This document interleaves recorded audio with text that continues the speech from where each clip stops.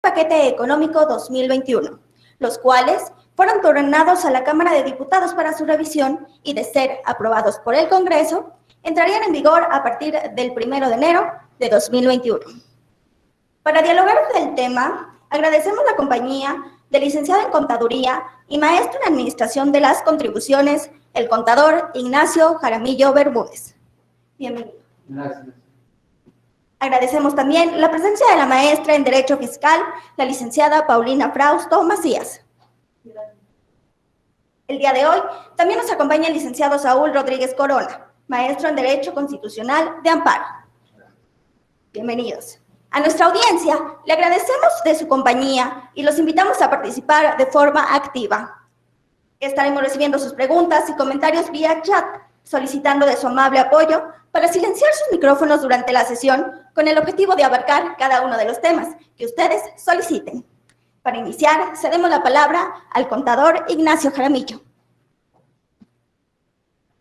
Gracias, pues tengan muy buen día a todos. El día de hoy nos toca comentar con ustedes este paquete económico para 2021 que, como ya se señalaba, bueno, pues fue presentado el pasado 8 de septiembre por el titular de la Secretaría de Hacienda en representación del titular del Poder Ejecutivo.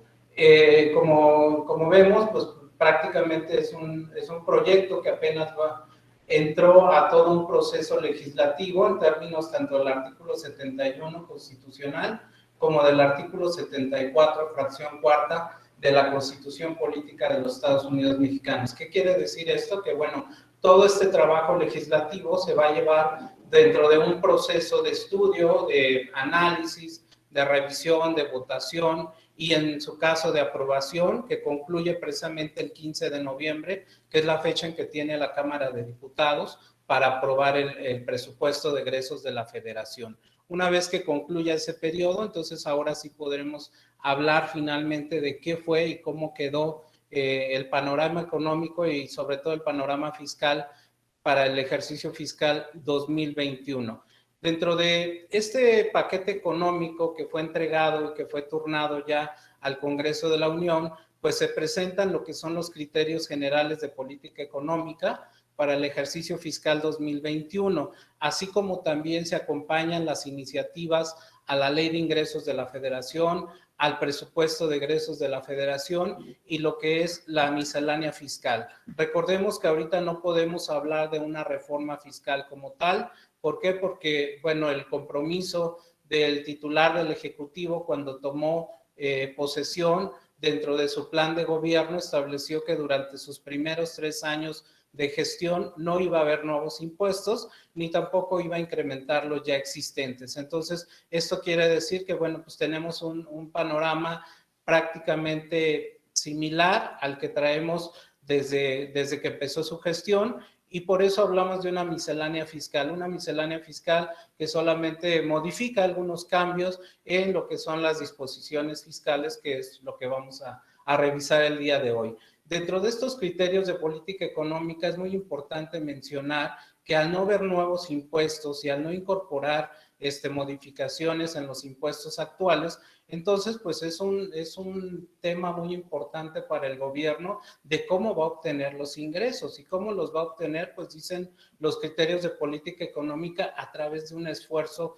recaudatorio. Eso pues a veces nos da un poco de preocupación, sobre todo aquí a los abogados que nos acompañan también. ¿Por qué? Porque esto quiere decir que la autoridad pues va a tener que usar otros medios, otras formas, otras medidas para obtener recaudación. Entonces, pues sí es importante que lejos de una planeación se tenga una previsión de toda la operación que se tiene durante el ejercicio, precisamente para no caer en destiempos y tener que pagar cantidades que a veces no son necesarias, como el pago de los recargos, las actualizaciones e incluso las multas, si no atendemos nosotros algún requerimiento por parte de la autoridad, porque pues ahorita es de donde la autoridad va a estar echando más mano para efectos de, precisamente como dice aquí, mantener un esfuerzo recaudatorio. También los criterios de política económica están orientados a optimizar los ingresos que se puedan alcanzar, ¿no? ¿Qué quiere decir eso? Bueno, pues que el Ejecutivo va a tratar de ver de dónde obtiene los ingresos y de qué forma hace más óptimos esos ingresos que obtenga. Decíamos, si no hay incremento en impuestos, bueno, cuando usted pague un poco más de derechos por algún trámite que realice ante alguna dependencia pública, eso no significa que aumentaron los impuestos, simplemente se actualizaron las cantidades de impuestos o derechos para trámites aduaneros, para temas de personas que a veces tienen que hacer algún trámite ante alguna dependencia de gobierno, y también pues aquí hay un tema que ahorita está en puerta y en discusión, que es el tema relacionado pues con las plataformas tecnológicas y obviamente con los servicios digitales que por ahí quieren aumentar en términos de la Ley Federal de Derechos estos derechos, y eso implicaría también incluso pues que se incrementen los servicios de telefonía celular. También se establece que va a haber un fomento a la responsabilidad y al cumplimiento de las obligaciones fiscales, es decir, la autoridad va a implementar estrategias de tal forma que la gente pues se sienta más responsable y por lo tanto cumpla con sus obligaciones fiscales. Y algo que prevén los criterios de política económica pues es seguir manteniendo las becas para los niños y los jóvenes de todos los niveles escolares, así como también reforzar el programa de Jóvenes Construyendo el Futuro y robustecer los programas para el bienestar de las personas adultas mayores y de las personas con discapacidad. Obviamente esto implica que pues el gobierno tiene que ajustarse más el cinturón para seguir cubriendo todos estos proyectos sociales que de alguna manera están comprometidos con los criterios de política económica. Dentro de las acciones del gasto público del gobierno para este año del 2021 que se proyecta, básicamente se espera que principalmente se le dé más aportación al ramo de seguridad social y salud. Recordemos que en noviembre, diciembre del año pasado prácticamente fuimos conocedores de que entró la pandemia que ahora conocemos como el COVID-19, y este virus que prácticamente se propagó a nivel mundial, pues afectó desde luego también a nuestro país, que es México, ¿no? Entonces nuestro país está afectado por esa situación y esto implica pues que se afecte la economía en todos los ámbitos. Como lo hemos visto, la gente pues se tuvo que resguardar o todavía está resguardada en sus casas. Muchas empresas no pueden todavía operar como lo hacían al 100% antes de que pasara todo esto. Y bueno, esto también, como lo vamos a ver más adelante, pues tiene implicaciones en la recaudación, principalmente de los impuestos al consumo. Entonces, yo creo que es válido que el gobierno federal pues piense en darle una partida mayor a los temas de seguridad social y de salud, así como educación, cultura y deportes, entre otros. Es importante mencionar que entonces con este panorama que se espera para el ejercicio 2021, también se modificaron las expectativas que había para el cierre del ejercicio fiscal del 2020. Es decir, el 2020 pues sí se esperaba un crecimiento. Recordemos que el 2019 terminó la economía con un crecimiento en términos del Producto Interno Bruto del 0%, o sea, no se quiso mencionar que había deflación, simplemente dijo crecimos 0%. Ahorita las expectativas para el cierre de este 2020 es que el ejercicio 2020 cierre con un crecimiento de menos 8 puntos porcentuales, o sea, va a haber una caída muy importante en cuanto a crecimiento para nuestro país, lo cual se espera pues que haya una recuperación principalmente en los primeros meses del 2021 y con eso pues que el año del 2021 cierre con un crecimiento del 4.6%. Es muy importante este monto que mencionan, una especulación pues verdaderamente amplia que esperemos que en realidad se logre, ¿no? Sin embargo, pues los criterios de política económica mencionan que la situación económica a nivel mundial pues depende precisamente de que salgamos a nivel mundial y a nivel país de esta pandemia del COVID-19. En cuanto a la inflación, también se espera cerrar con una inflación este año del 2020 de 3.5%. Esto es importante mencionarlo porque al mes de septiembre, la segunda quincena de septiembre, ya decía el INEGI que ya llevábamos una inflación del 4%, ¿no? Pero todavía la expectativa de cierre para el 2020 sigue en 3.5% y para el 2021 se espera que termine en un 3% la inflación. El tipo de cambio del dólar está esperándose que cierre en 22 pesos por dólar y en 2021 en 22.1 centavo peso por dólar. Entonces, se sigue esperando una expectativa de mantener el tipo de cambio a los niveles como se han mantenido todavía en este ejercicio del 2020. En cuanto a las tasas de interés han bajado. Entonces, se espera que la tasa de interés de CETES a 28 días para este año cierre en un 5.3% y para el año del 2021 sea de un 4% el cierre del 2021 en tasas de interés. Y en los precios del petróleo, bueno, los precios del petróleo han tenido una variación muy importante. Recordemos que en abril y mayo hubo también una guerra ahí en los precios del petróleo, donde el petróleo bajó bastante. Entonces se espera que para el ejercicio 2020 el precio del petróleo quede en $34.6 por barril y para el 2021 se espera que quede en $42.1 por barril. Entonces es importante esto. Obviamente vemos aquí que el paquete económico pues es muy alentador, o sea, tiene muchas expectativas de esperar los ingresos que se esperaron en otros años. Sin embargo, es un panorama económico que inclusive dice la iniciativa de la ley de ingresos para el país es de forma alentadora. ¿Por qué? Porque, bueno, pues también sabemos que este gobierno es prioritario en sus programas que tiene pensados llevar a cabo. Entonces, su objetivo es continuar con los proyectos de inversión para la construcción del Tren Maya, del Aeropuerto Internacional Felipe Ángeles, para la nueva refinería de Dos Bocas, para el corredor interoceánico del Istmo de Tehuantepec y sobre todo para dar continuidad a los programas de desarrollo social que se destinan a los sectores más vulnerables, ¿no? Es importante esto porque también aquí hay que recordar que está en puerta pues una consulta pública para efectos de ver si se enjuicia o no a titulares del Ejecutivo que han estado en ejercicios anteriores, incluso el que está actualmente. Sin embargo, esto no está presupuestado todavía dentro de esta iniciativa, dentro de este paquete económico, entonces seguramente van a tener que por ahí echarle mano o modificar el presupuesto de egresos de la Federación que se está proponiendo para efectos de incluir esto si es que se llevara a cabo en el siguiente ejercicio fiscal.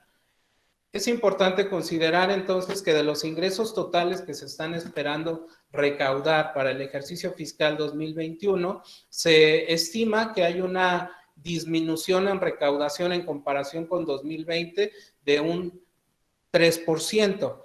Estos ingresos totales, los vamos a mencionar, son equivalentes a 6.295.736.2 millones de pesos. ¿Esto qué significa? Bueno, que va a haber pérdidas en recaudación en los ingresos petroleros, por ejemplo, el Fondo Mexicano del Petróleo, que es el fondo que recauda prácticamente todos los ingresos petroleros, está estimando una caída en recaudación de menos 19.7%.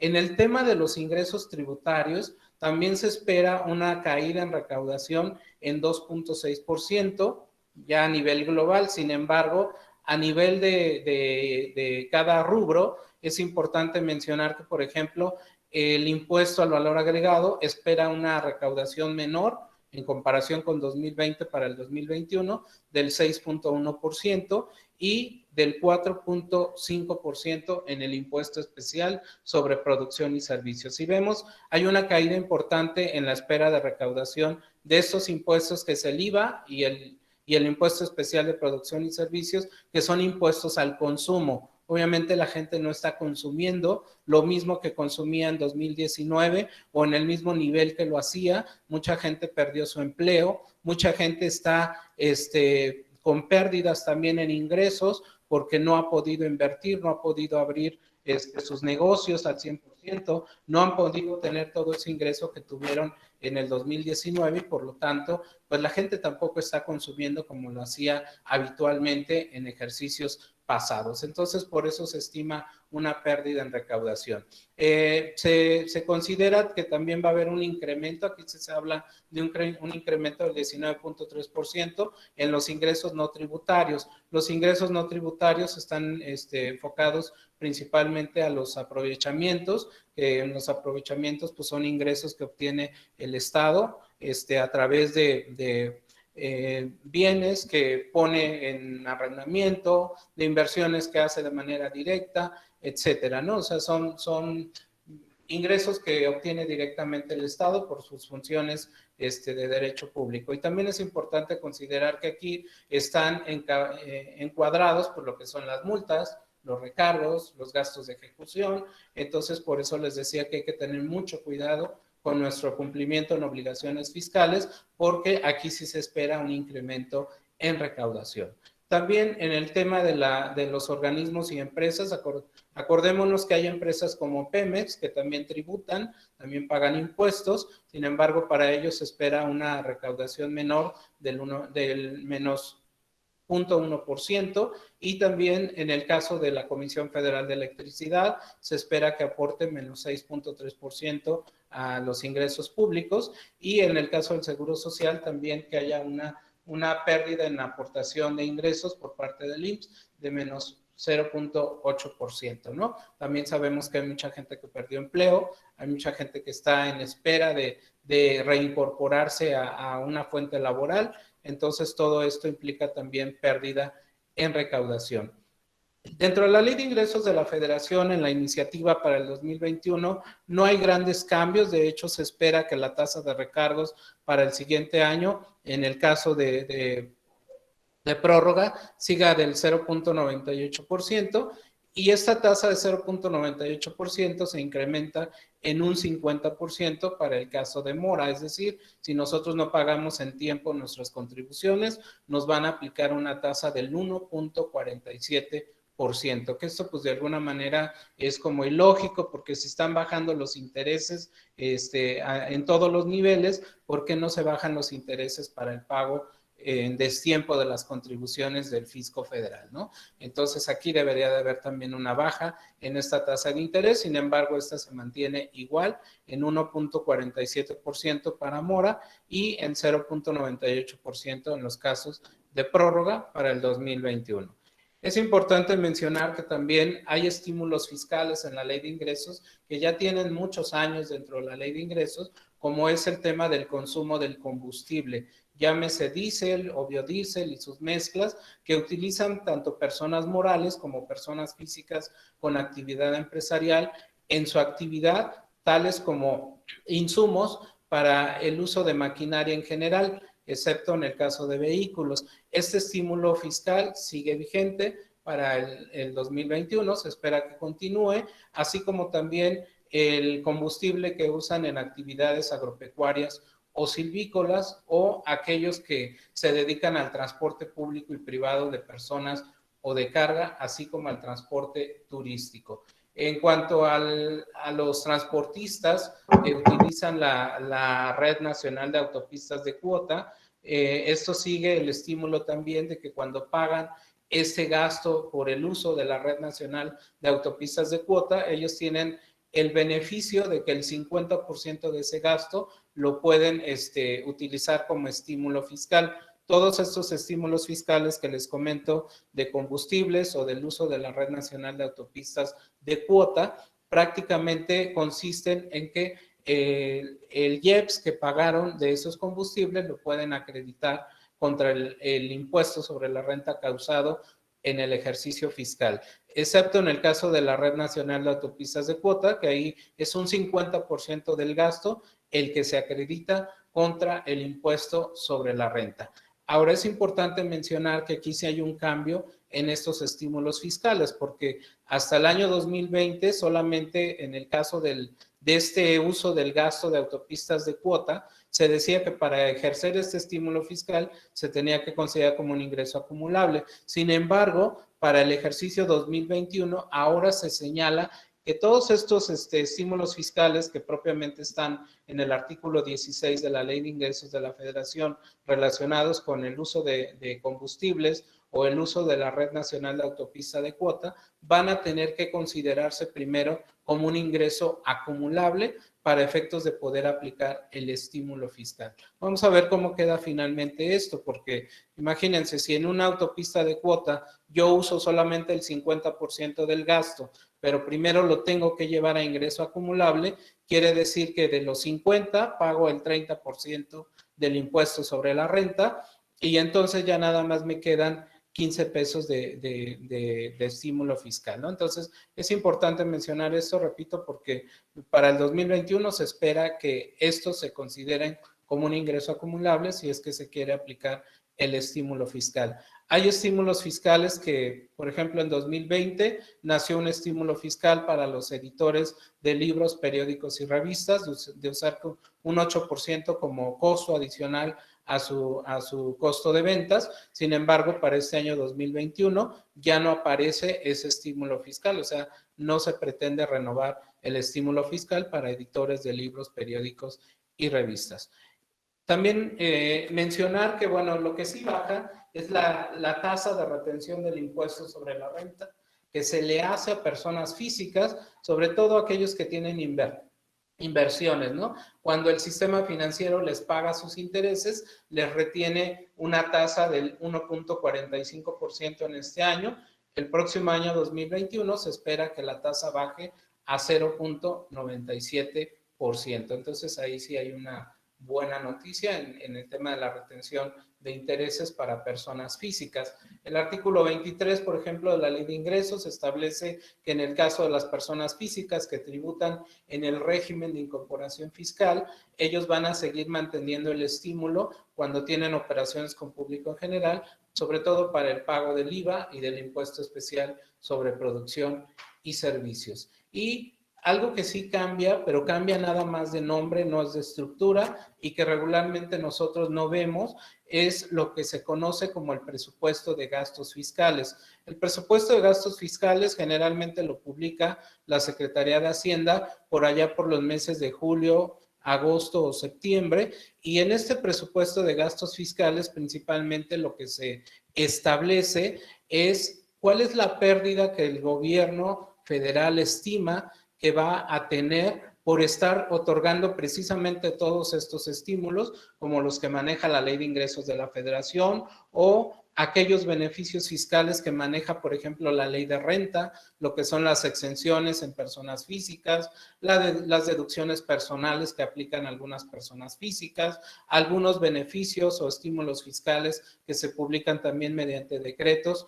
Entonces, toda esta pérdida recaudatoria que siempre estima el gobierno federal que va a tener por estar otorgando esos estímulos fiscales, se establecían a través del presupuesto de gasto fiscal. Para el año 2021 se propone que ahora se llame renuncias recaudatorias. Entonces, no cambia la estructura como tal del presupuesto de gastos fiscales, solamente cambia su nombre a renuncias recaudatorias. Ese es el cambio que habría y, repito, es importante mencionarlo porque a veces nosotros decimos, bueno, ¿y por qué le dan beneficios, por ejemplo, al sector del régimen de incorporación fiscal? Bueno, pues porque la autoridad lo que quiere es allegarse de aquellos contribuyentes que están en la economía informal. Entonces, si para poderlos incorporar al Registro Federal de Contribuyentes les tiene que otorgar beneficios tales como que no paguen el impuesto sobre la renta al 100% durante su primer ejercicio de tributación en el RIF, o que vayan pagando solamente un 10, un 20, un 30 y así sucesivamente durante los 10 primeros ejercicios fiscales. Bueno, toda esa pérdida en recaudación es lo que prevé y lo que establece precisamente este presupuesto de gastos fiscales, que para el próximo año se denominaría renuncias recaudatorias.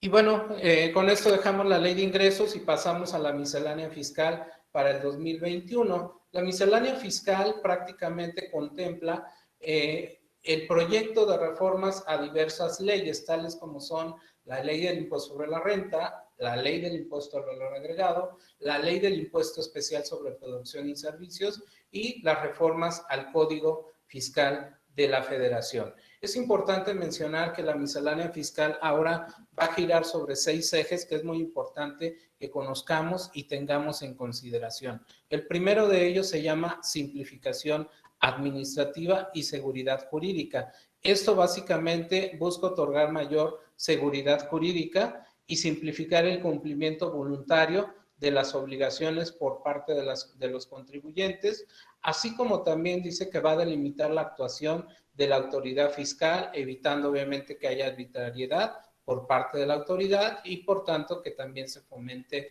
la corrupción, ¿no? Que es uno de los temas que, bueno, el gobierno federal no ha dejado de mencionar desde que tomó posesión y casi todos los días escuchamos del tema de la corrupción, ¿no? Entonces, esto se le va a seguir dando énfasis, importancia y pues lo vamos a seguir manteniendo seguramente día con día. Entonces, el objetivo principal en el tema de la simplificación administrativa es que las disposiciones fiscales sean más sencillas.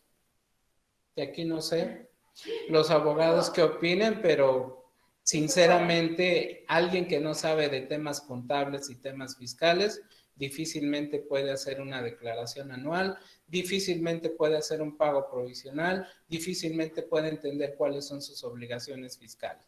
Pero bueno, ese es el objetivo que persiguen ahora las disposiciones fiscales, ¿no? Que estas sean más sencillas. El otro punto es que los contribuyentes tengan claros sus derechos y sus obligaciones. Y eso yo creo que a veces muchos nos ha pasado que pues sí, por la premura vamos al SAT, realizamos nuestra inscripción al RFC, tenemos nuestro RFC, ni siquiera revisamos qué obligaciones fiscales nos pusieron ahí y guardamos nuestro RFC muy celosamente para que no se nos pierda y jamás nos demos cuenta cuáles son nuestras obligaciones fiscales. Entonces aquí la intención es que todos tengamos muy claro cuáles son nuestros derechos y obligaciones y esto pues lo vamos a ver precisamente con el siguiente eje que se llama modernización.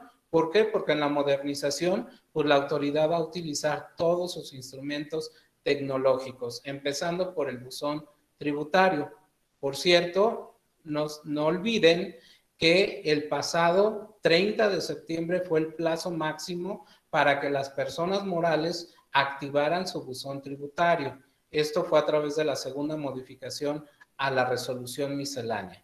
En el caso de las personas físicas todavía tienen hasta el 30 de noviembre para activar su buzón tributario. En el caso, por ejemplo, de los asalariados, y cuando hablamos de asalariados, hablamos también de asimilados a salarios, se había dicho que ellos podían no activar el buzón tributario. Sin embargo, sorpresivamente, la segunda modificación a la resolución miscelánea dijo que finalmente los que tenían ingresos asimilados a salarios sí tenían que activar el buzón tributario cuando sus ingresos en el ejercicio inmediato anterior, es decir, cuando en 2019 tuvieran ingresos mayores a 3 millones de pesos. Entonces, si usted recibió ingresos asimilados a salarios en 2019 superiores a 3 millones de pesos, debe tener activado su buzón tributario porque la segunda modificación a miscelánea se publicó el 27 de julio y el plazo máximo era el 15 de julio, o sea,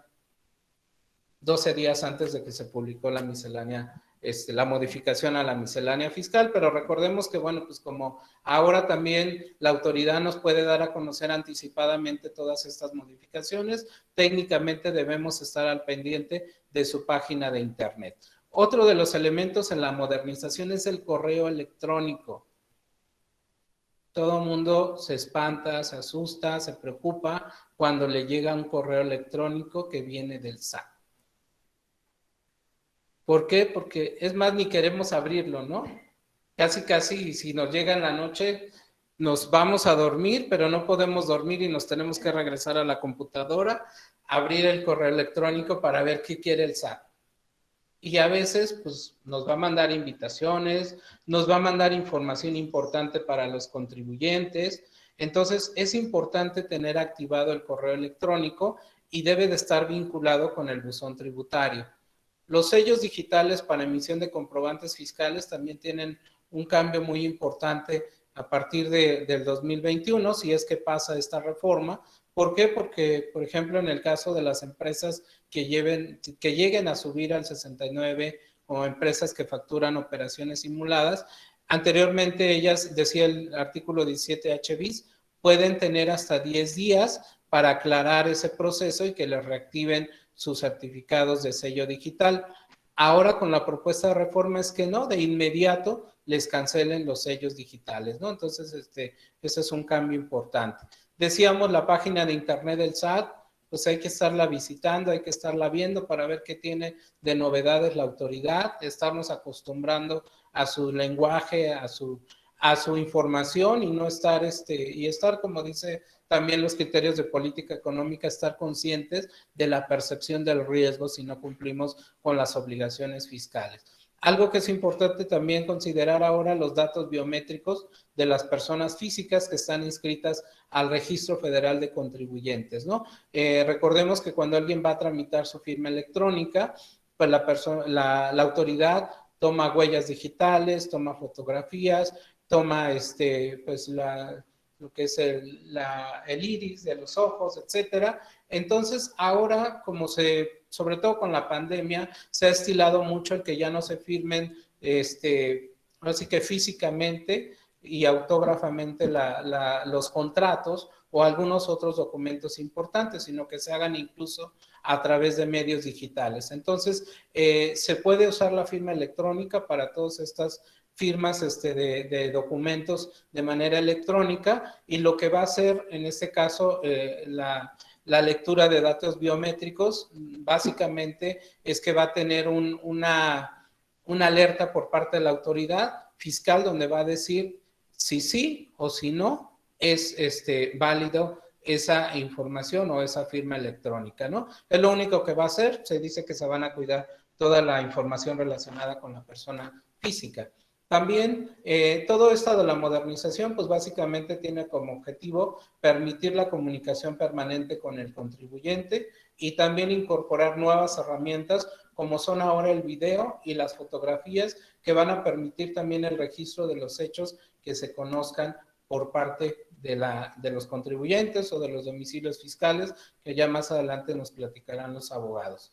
En cuestión del tercer eje, se llama gestión tributaria. En la gestión tributaria básicamente dice que se va a privilegiar el ejercicio de las facultades de gestión sobre las de comprobación, es decir, en lugar de que la autoridad ande haciendo verificaciones, determinando créditos fiscales, etcétera, se va a enfocar más a darle asistencia al contribuyente, a tener un mayor control del contribuyente, como ya lo hemos visto muchos, que de repente te manda una información donde dice, oye, ya vi que tus timbres que tienes declarados no coinciden con lo que yo tengo de reporte de timbrado, ¿no? Revisa. Y eso de revisa, pues la verdad a veces es, oye, concíliame bien la información porque yo no encuentro qué hiciste en tu declaración, ¿no? La verdad, acuérdense que los contadores siempre hemos sido los trabajadores sin sueldo del SAT, y cada vez la autoridad pues quiere que le hagamos bien la tarea, el trabajo, que le identifiquemos y que ahora le conciliemos bien la información de sus timbres. ¿Por qué? Porque si tú pagas la nómina, por decir, el día 31 y no timbras el 31, sino lo haces el día 1, seguramente la autoridad esos timbres los va a tener ya como del día 1 del mes siguiente. Y entonces cuando tú reportes esos timbres de nómina, esos gastos que te aplicaste, ese impuesto que te acreditaste o ese subsidio, pues va a decir la autoridad, oye, pues no me corresponde. Y no te corresponde, ¿por qué? Porque pues yo no te timbré el 31, te timbré el mes siguiente. Entonces ya te hago la conciliación, ya te doy la información y ya te digo cómo está integrada toda mi información contable, ¿no? Entonces, los contadores pues vamos a tener que seguir haciendo esa chamba porque es importante para la autoridad que la tengamos al día y bien hecha, ¿no? Entonces, este eje de gestión tributaria gira bajo el principio de autodeterminación y confianza ciudadana. Recordemos que los contribuyentes autodeterminamos nuestras propias contribuciones y por lo tanto dice que el contribuyente cumple adecuadamente con sus obligaciones fiscales.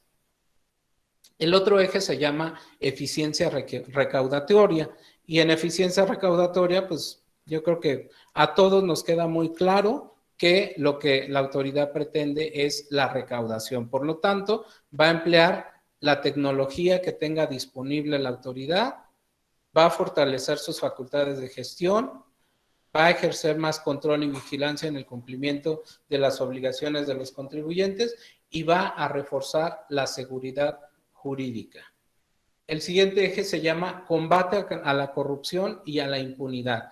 En este eje básicamente se propone fijar reglas de actuación de las autoridades fiscales que desalienten prácticas irregulares. Por ejemplo, incorpora ahora un tipo penal para sancionar a todas aquellas empresas que generalmente importan maquinaria o equipo bajo un régimen de importación temporal. Recordemos que en la ley aduanera se puede importar maquinaria o mercancía por algunas empresas, sobre todo las que tienen algunos convenios en materia de comercio exterior, autorizaciones para esos efectos, y ellos pueden traer maquinaria de manera temporal al país y una vez que termine esa temporalidad tendrían que regresarla al extranjero. Sin embargo, dice la exposición de motivos que hay muchas empresas que no hacen esto ni tampoco cambian el régimen aduanero de esas maquinaria o equipo. Es decir, si a ti ya se te terminó tu tiempo de mantener la maquinaria y equipo del extranjero en territorio nacional,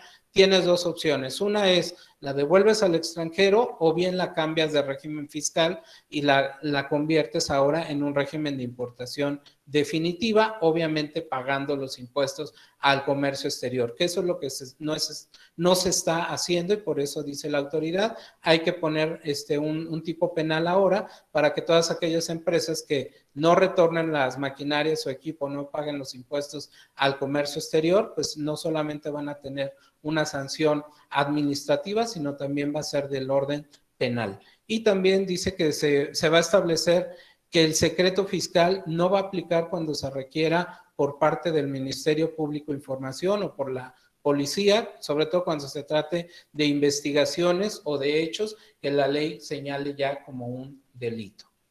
Y el sexto eje se llama evasión y elusión fiscal, que yo creo que aquí ha sido también uno de los puntos que hemos traído durante todos los años con las reformas fiscales, con las misceláneas fiscales, y aquí lo que se plantea principalmente es robustecer y vigilar las figuras de escisión y de fusión, donde se dice que cuando se hace una figura jurídica de este tipo, al momento de materializar la fusión o la escisión, se están escondiendo partidas, sobre todo en el capital contable, que son las que ahora serían tratadas como una enajenación. También se habla del tema de la transmisión de pérdidas fiscales, que se le va a dar más vigilancia a ese tema. El tema de la devolución de impuestos, que también ahora, pues el hecho de que tú pidas una devolución de impuestos y que la autoridad, antes de devolverte, primero va a hacer una verificación de domicilio. Y si no puede verificar el domicilio por cualquier razón que argumente la autoridad, de inmediato se va a dar por desistida tu trámite de devolución de impuestos. Entonces, más trabas para el tema de las devoluciones, y pues una de ellas es bajo esa justificación de evitar temas de evasión o elusión fiscal. En el tema de los comprobantes fiscales que amparan operaciones simuladas, también decíamos, se les va a dar un poco más de vigilancia. Las donatarias autorizadas, ahorita vamos a hablar de ellas en la ley del impuesto sobre la renta, que traen muchos cambios de regulación principalmente. El tema de los dictámenes fiscales, que es un tema, pues de alguna manera, delicado. ¿Por qué? Porque ahora dice la iniciativa de reformas para el 2021 que ya no solamente la autoridad va a requerir los papeles de trabajo al dictaminador, sino que ahora puede requerir a que el dictaminador asista directamente a las oficinas del SAT a aclarar cuestiones o dudas que tenga la autoridad sobre sus papeles de trabajo. Y además dice que esto no va a aceptar representación legal, o sea, el dictaminador que firmó el dictamen fiscal es el que va a tener que ir presencialmente a ante la autoridad fiscal si es que este es requerido por ella, ¿no? Entonces, pues ahí el dictaminador se va a tener que meter mucho más en el trabajo que hacen sus auditores para efectos de que cuando suceda esto, bueno, pues esté al pendiente de la información que puede requerirle la autoridad. El tema de los acuerdos conclusivos, que también tienen modificaciones en temas de tiempo, sobre todo, para ejercerlos. En el tema de precios de transferencia, los precios de transferencia están sufriendo principalmente cambios en las multas, principalmente se están quitando los beneficios de reducción de multas que había y prácticamente se están incrementando o dejando al 100% las multas para aquellas empresas que estén obligadas a hacer precios de transferencia o estudios de precios de transferencia y no los lleven a cabo. También temas de la cancelación del RFC, que ahora pues, se van a poner más requisitos y lineamientos para efectos de cualquier empresa o contribuyente que solicite una cancelación ante el RFC. Antes de hacerlo, la autoridad primero va a verificar ciertos elementos, ciertos cumplimientos de obligaciones y si se cumple con todo esto, se podrá hacer. Y dice que todo esto es por ser casos en los que la autoridad ha detectado prácticas principalmente de evasión y elusión fiscal. Bueno, vamos a pasar a los comentarios que hay en materia de la ley del impuesto sobre la renta.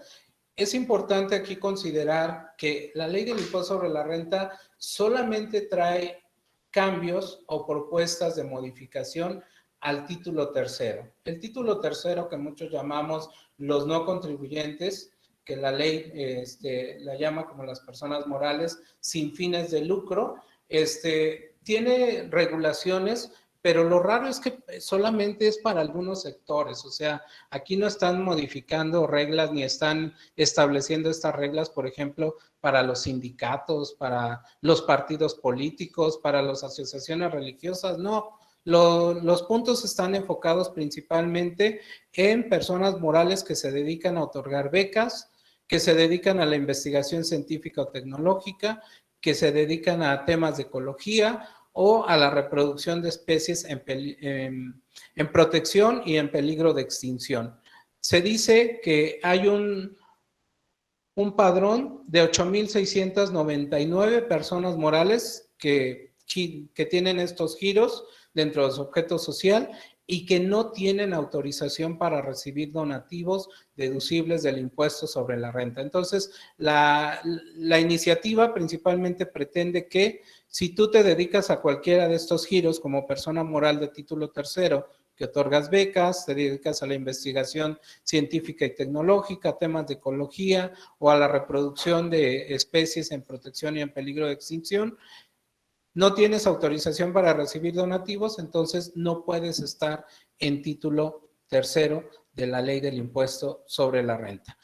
También otro cambio importante que les hacen a las donatarias es en el tema del artículo 79, segundo párrafo de la ley del impuesto sobre la renta, porque les dice que cualquier gasto que no esté amparado con un comprobante fiscal digital por internet se va a considerar como remanente distribuible. Esto es importante porque, por ejemplo, la ley vigente ahorita para 2020 dice que si tú eres una persona moral que estás en título tercero, donataria autorizada, y realizas un gasto y ese gasto está a lo mejor amparado por un comprobante, pero el comprobante por alguna razón no reúne alguno de los requisitos fiscales del artículo 147, principalmente, fracción cuarta de la ley de renta, entonces no se considera remanente distribuible.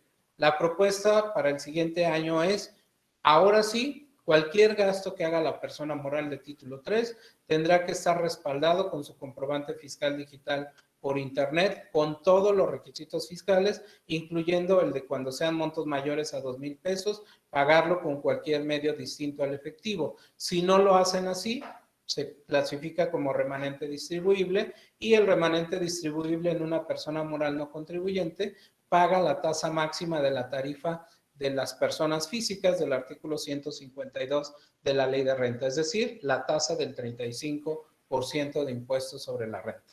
Entonces, por eso es importante considerar este cambio, en caso de que se llegara a aprobar para el siguiente año, para estas personas morales del título tercero. También decíamos, en estas personas morales que no tienen autorización para recibir donativos deducibles del impuesto sobre la renta, que se dedican a otorgar becas, a la investigación científica y tecnológica, a la investigación o preservación de la flora o la fauna silvestre o la reproducción de especies en peligro de extinción, se dice que cuando no tengan autorización para recibir donativos, no pueden estar el título tercero, entonces se propone que haya una disposición transitoria para que a partir del 1 de enero del 2021 se vayan a tributar al título segundo de la ley del impuesto sobre la renta. Se establece también para las personas morales del título tercero que van a perder su autorización para recibir donativos si en su mayoría los ingresos, o sea, si más del 50% de los ingresos no corresponden a su actividad para la cual fueron autorizadas a recibir donativos deducibles del impuesto sobre la renta. Entonces, si pasara esto, pues van a perder la autorización para recibir donativos y además todo su patrimonio lo van a tener que donar a otras donatarias autorizadas para recibir donativos, ¿no? O sea, aquí le pegan directamente al patrimonio de estas personas morales de título 3, pero bueno, también la autoridad en la exposición de motivos dice que, bueno, esto es porque muchas veces la persona moral se da de alta en título 3 como una persona con un objeto tal para recibir donativos y una vez que obtiene la autorización empieza a dedicarse a otras cosas o incluso modifica su objeto social. Entonces, para prevenir todo esto es que se están estableciendo todas estas reglas. Otro de los puntos importantes aquí, pues es el tema de la certificación para donatarias, que bueno, esto pues prácticamente era como letra muerta en el artículo 82 ter de la ley del impuesto sobre la renta, porque se decía que las personas morales, esto fue una reforma a partir del 2017, que las personas morales del título 3 ahora se iban a poder certificar como donatarias autorizadas, principalmente para establecer que estaban cumpliendo con sus obligaciones fiscales, que estaban cumpliendo con su transparencia en cuanto al uso de los recursos y a la evaluación del impacto social. Entonces, la exposición de motivos dice que a veces esa certificación se estima un costo económico muy elevado para las donatarias y por lo tanto se propone que se derogue esa disposición. Y se incorporaría un nuevo artículo para efectos de establecer cuáles son las causales de revocación que tendrían las personas morales de título tercero, o sea, cuáles son todos los requisitos que deben cumplir y si no los cumplen, bueno, pues se les revocará la autorización para recibir donativos deducibles del impuesto sobre la renta. Y un último punto que hay ahí en título tercero son los programas de escuela-empresa. Los programas de escuela-empresa dice que tienen 23 años en la ley, o sea, se establecieron en 1997 en la ley del impuesto sobre la renta y que durante esos 23 años solamente ha habido un programa de escuela-empresa que ha obtenido la autorización para recibir donativos deducibles del impuesto sobre la renta. Eso dice la exposición de motivos y por lo tanto, como esa empresa ya perdió también la autorización en 2019, pues prácticamente ya no tiene razón de ser el programa de escuelas empresas en título tercero para recibir donativos deducibles del impuesto sobre la renta y por lo tanto se pretende abrogarlos. También aquí es importante mencionar que la autoridad en el 97 se comprometió a publicar todas las reglas y características que debían cumplir los programas escuela-empresa a través de la miscelánea fiscal. Yo también diría, son 23 años, la autoridad no ha publicado ninguno de esos requisitos para efectos de poder ser programa escuela-empresa, ¿no? Entonces, si no se le dio fomento nunca a ese programa de escuela-empresa, pues desde luego que muchos que lo intentaron seguramente no lo lograron porque no había claridad en todos esos requisitos que debían contener o cubrir los programas de escuela-empresa. Bueno, dejamos la iniciativa de la ley del impuesto sobre la renta y pasamos a la ley del impuesto al valor agregado. En materia del impuesto al valor agregado también son muy pocas las reformas que se proponen para el siguiente año. Una de ellas está relacionada principalmente con los servicios de intermediación en el tema de enajenación de bienes muebles usados. El tema de las plataformas tecnológicas principalmente es donde está el cambio principal de la iniciativa de reformas para 2021, en donde se decía ahí en el artículo 18b, fracción segunda, párrafo segundo de la ley del impuesto sobre la renta, que no iban a ser objeto de las plataformas tecnológicas la enajenación de los bienes muebles usados. Entonces, hubo mucha controversia. Recordemos que las plataformas tecnológicas entraron en vigor el 1 de junio de este año 2020.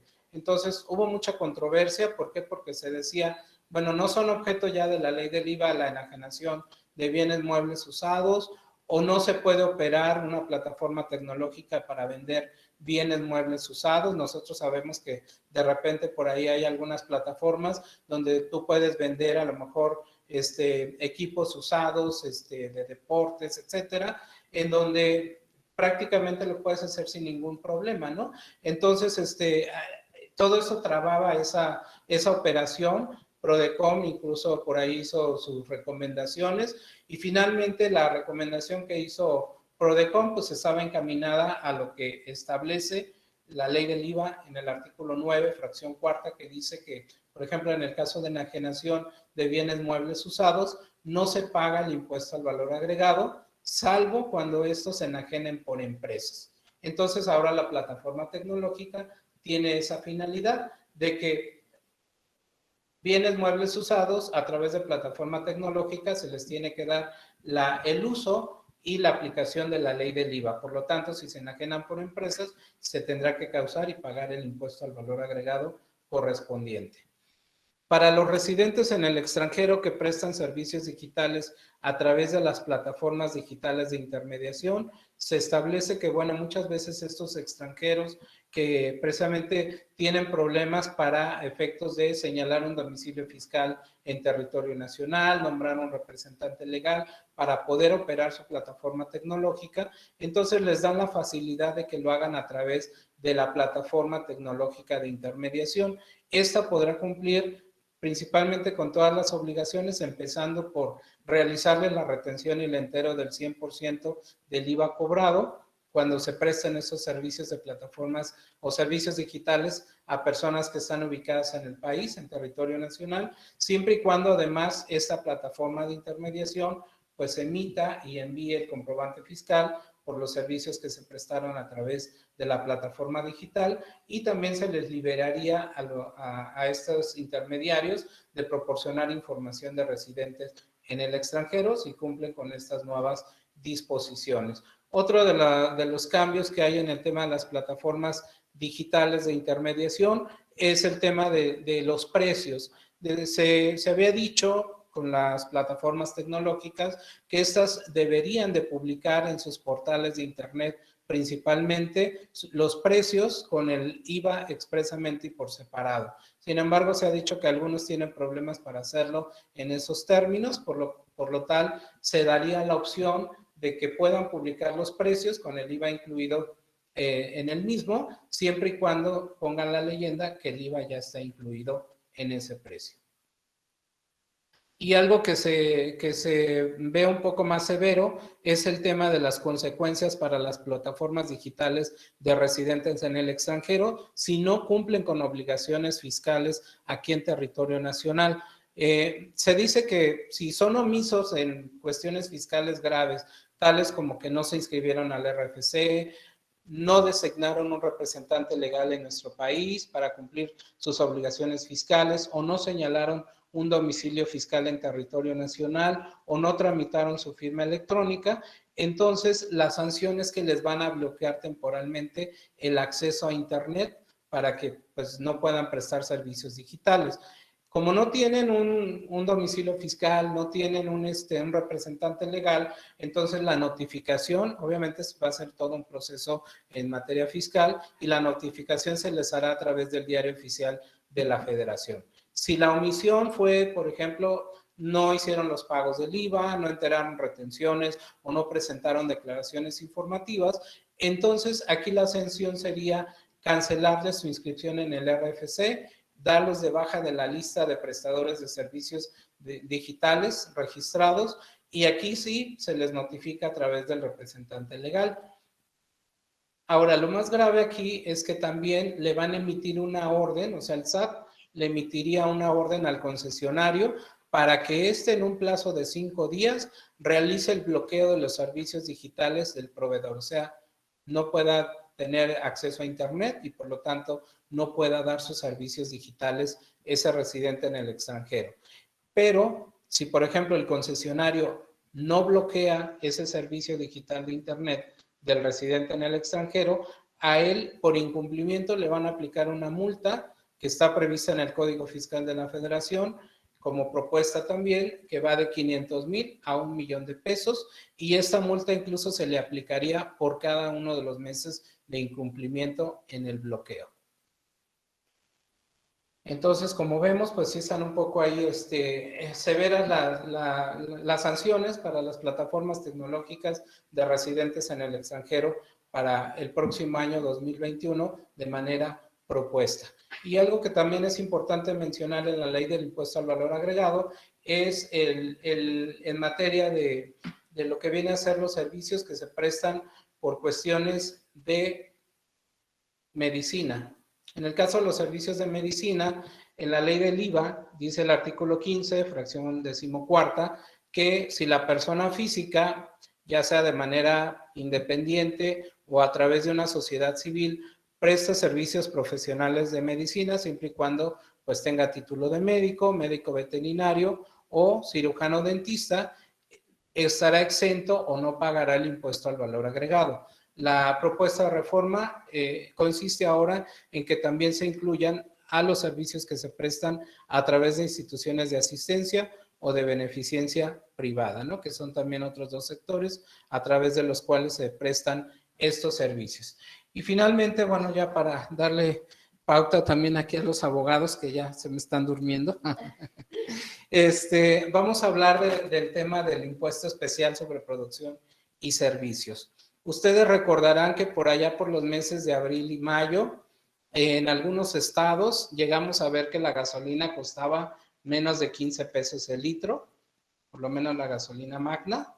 Pues esto ya no lo vamos a volver a ver. ¿Por qué? Porque ahora se propone una cuota complementaria para los combustibles automotrices. Se dice que esto es con el objeto de mitigar el efecto precisamente de esa volatilidad que tuvieron los precios internacionales de los precios del petróleo, las gasolinas o el diésel, y para fortalecer las finanzas públicas, o sea, para que no se caiga la recaudación, ¿no? Para que lo entendamos bien. Entonces, proponen aplicar una cuota complementaria a la que ya existe en la ley del IEPS. Recordemos que la ley del IEPS pues tiene dos cuotas en los combustibles, una cuota que es federal y otra cuota que va cambiando, incluso de acuerdo a las entidades federativas. Y esta cuota adicional básicamente va a ser una variación. Cuando se dé una variación en los precios del petróleo, va a entrar esta cuota complementaria para ajustar la cuota actual del combustible, ya sea para que se disminuya o para que se incremente, y se mantenga el mismo costo del combustible, ¿no? Entonces, esto se propone que sea a partir del 1 de enero del 2021. Es una medida que nos aclaran, no implica una tasa adicional, no es una sobretasa, no es un nuevo impuesto, simplemente es una cuota complementaria que va a mitigar el efecto de la volatilidad en los precios de los combustibles. Entonces, pues ahí el panorama económico que tenemos para el 2021, y ahora pues le cedo la palabra a la licenciada Paulina Frausto y al licenciado Saúl Rodríguez Corona, quienes nos van a hacer favor también de apoyarnos con los comentarios a la iniciativa de reformas al Código Fiscal de la Federación. Ok, bueno, pues buenas tardes ya. Bueno, pues gracias al contador. Sin duda, pues toda la información que nos está transmitiendo, de alguna manera, nos da una noción, ¿no? Y nos ubica en la realidad, nos ayuda a entender de alguna manera el escenario que se está proponiendo desde el Ejecutivo, ¿no? El hecho de, pues, el término austeridad republicana, todo lo que se quiere lograr con base precisamente en estos cambios que se impulsen. Entonces, pues, bueno, es evidente, ¿no? La naturaleza que se vislumbra a lo largo de estas iniciativas. Pues bien, sin duda muy importantes los cambios que comenta el contador relativos a la sustancia tributaria, netamente, ¿no? En lo que va respecto a la determinación de los tributos. Sin embargo, pues aquí la licenciada Paulina y un servidor vamos a darnos a la tarea de comentar algunas cosas, ¿no? Relativos al contenido de lo que es el proyecto de iniciativa para reformar y adicionar diversas disposiciones del Código Fiscal. Me gustaría a mí retomar un poquito por ahí algunos de los principios que comentó el contador relativos a la exposición de motivos, ¿no? En donde viene básicamente soportado los ejes rectores a través de los cuales es que se confeccionó esta propuesta. Como abogados, de alguna manera vemos distinto, ¿no? El alcance y todo lo que puede comprender la aplicación de estos principios, y también obvio nos ayuda a entender el porqué de la propuesta de estos cambios, ¿no? Por ahí en el proyecto de iniciativa destaca mucho el tema de la modernización, así como la gestión tributaria que ya había comentado el contador. Yo creo que esto es más común de lo que pensamos, en la medida en que muchos hemos visto que se ha incrementado el hecho de las cartas de invitación, el hecho de los oficios expresos, sin que esto de alguna manera se pueda interpretar como el inicio de una facultad de comprobación. Sabemos que una facultad de comprobación pro forma es la que está contenida en el 42 del Código Fiscal, ¿no? Llámese visita domiciliaria, llámese revisión de gabinete, llámese revisión electrónica, ¿no? Sin embargo, claro que hay una gran distinción entre una facultad de ese tipo y una de gestión. La de gestión puede ser cualquier mero trámite, una incitación de la autoridad, un requerimiento que no implica propiamente esa facultad investigadora, ¿no? Dio mucho resultado para la recaudación. ¿Por qué? Porque pues hay contribuyentes que a lo mejor, pues con el afán de no tener más problemas o no conflictuarse en un cumplimiento tributario, deciden básicamente abrir toda su información y cumplir ciegamente lo que por ahí se les peticionaba, sin considerar, claro, que desde una óptica jurídica, pues hay cuestiones que a veces son excesivas, ¿no? Y por lo tanto, pues vulneran la esfera jurídica del contribuyente, pero pues entonces, digo, a modo de brevario, ¿no? Respecto de esta facultad que se está preponderando. Y también mucho que comentar en el tema de la evasión y la elusión fiscal, porque, como sabemos, México, de alguna manera, el sistema tributario trabaja bajo el concepto de economía de opción. Sabemos que en México la evasión como la elusión fiscal existen, y de alguna manera pues la elusión no implica propiamente la actualización de algún ilícito o un delito, ¿no? Es la facultad que se le otorga al contribuyente de poder reducir su carga tributaria con apego a ley. De ahí que se confeccione ese término de economía de opción. Entonces, pues es importante también tener en cuenta este principio en la medida en que, pues como decimos, el sistema mexicano funciona de esa manera. Entonces, pues, es lícito y es conforme al derecho el hecho de que un contribuyente, haciendo uso de herramientas legales, pueda bajar su base tributaria, ¿no? No está directamente sancionado, contrario a algunas interpretaciones que de repente por ahí acontecen con la autoridad. Entonces, bajo esa premisa es que, pues, pienso, debemos de empezar a analizar la óptica y alcance de estas reformas que se están proponiendo. Entonces, esto que supone de alguna manera el impulso y el eje rector de esta propuesta a reformas al Código Fiscal, después son a lo largo de, me parece, como 30 puntos los que se vienen confeccionando, en los que se proponen diversos cambios al Código Fiscal. Hay mucha materia aquí para de alguna manera comentarla, ¿no? Nos proponemos destacar los puntos que a nuestro parecer son importantes. En los siguientes, el primero, como recordarán, en la última reforma, las últimas actualizaciones en materia tributaria, se insertó por ahí, se adicionó el artículo 5A del Código Fiscal. Venimos manejando los que tenemos menesteres en el tema de fiscal tributario, el concepto de razón de negocios, ¿no? Que preponderantemente se usaba en las NIFs y en cuestiones que no eran directamente vinculables en una legislación. Se logró incluirnos de alguna manera en este artículo novedoso para otorgar una facultad a la autoridad de que, derivado de una facultad de comprobación, llámese visita domiciliaria, casi al cierre, en el acta final, en la última acta parcial, determine si una operación no refleja una razón económica y por lo tanto no produce un efecto fiscal razonablemente esperado. ¿Qué quiere decir esto? Básicamente que la autoridad tiene esa facultad para desestimar la operación y recaracterizarla, darle otro sentido, efectivamente, respecto de un beneficio más alto tributario, ¿no? No puede ser más alto el beneficio económico que el tributario. No se ha emitido de alguna manera hasta hoy la regla de carácter general para la aplicación de esta figura. Sin embargo, llamaba mucho la atención el último párrafo de este artículo, que básicamente blindaba el hecho de que algún contribuyente sufriera la aplicación de este artículo.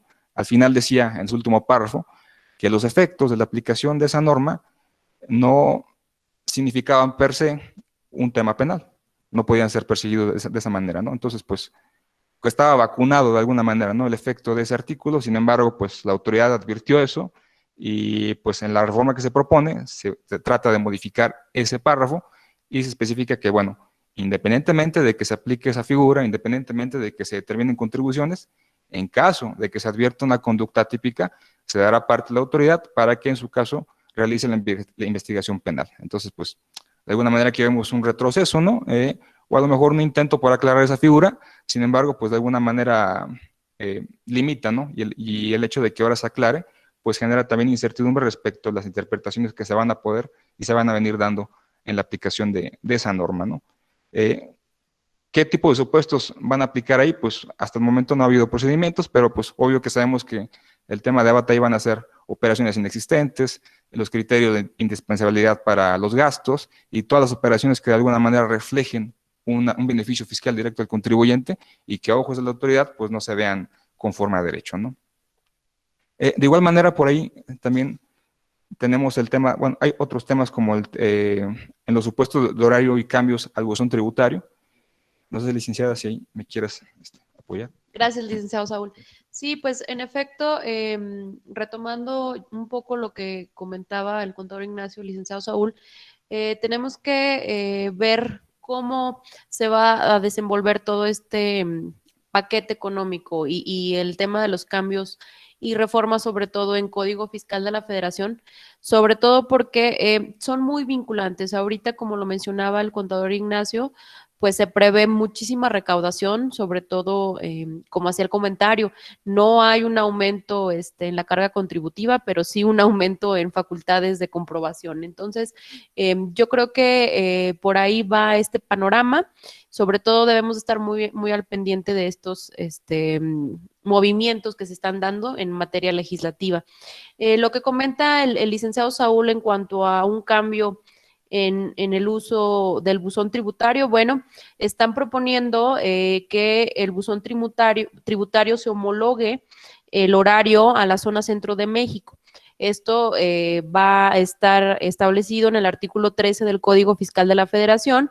Y bueno, pues ahí nos sale la interrogante de decir, oye, bueno, pues si se homologa a nivel nacional, pues todos aquellos que tengan usos horarios diferentes, en el caso de zona norte del país, pues bueno, tendrán que estar vigilando cómo se da o se desenvuelven los horarios para trámites en buzón tributario, inclusive algo muy importante en cuanto a vencimientos de plazos para ustedes presentar algún requerimiento, inclusive algún medio de impugnación como lo es el recurso de revocación.